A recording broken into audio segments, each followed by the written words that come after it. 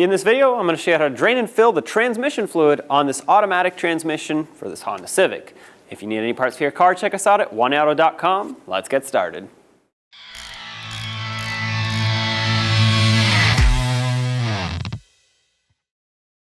Underneath the vehicle, you'll see that the transmission is on the driver's side. This is the engine on the passenger side, and this 3/8 drive plug right here is the drain plug for the transmission. With a drain receptacle underneath, take a 3/8 drive tool, whether it's a breaker bar or a ratchet, stick it in here and break this drain plug free.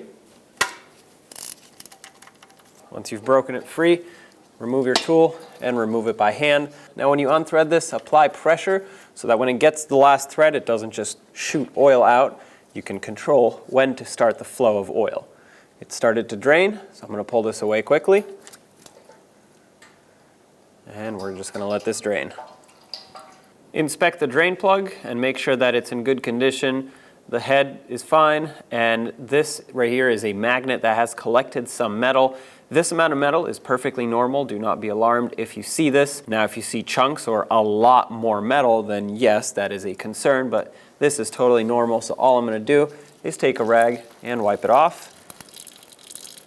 There we go, that's nice and clean. As for the washer, inspect it. You can reuse these if you need to, but if it's in poor condition, replace it.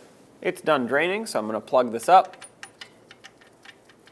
Take that same tool and tighten it up. This is bottomed out. I'll give it a little bit extra, and of course I'll come back and torque it. That way that washer seals up. Wipe this area down. The torque on this is 36 foot-pounds. If you're unable to torque it, just make it nice and snug with a ratchet.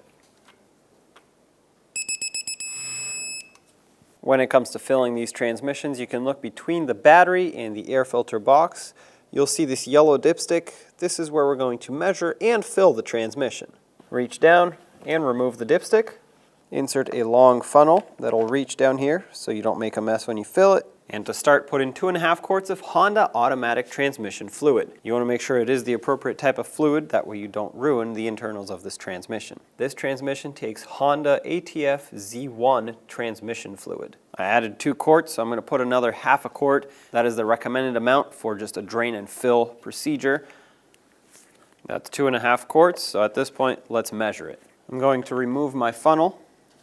And before I install the dipstick, I just wanted to show you how to check it. So on the dipstick itself, you'll see that there are some hash marks here, and it'll say hot at the top. Now you want it to be pretty much at the full line when it's hot, and that means running the vehicle, getting it to operating temperature, whether you have to let it idle or drive it around preferably.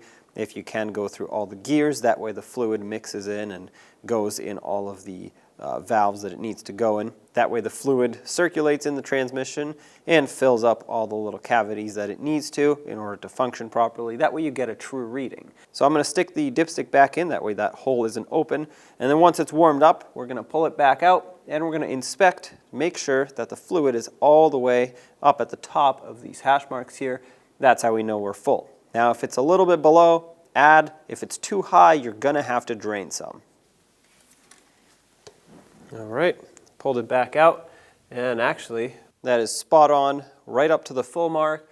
I went through all the gears, transmission is nice and hot, so this is exactly what I want to see. Now, like I said earlier, if yours is too low, add some. If yours is too high, you're unfortunately going to have to drain some. We're done, so at this point, just going to take it for a road test, and this transmission fluid is successfully changed.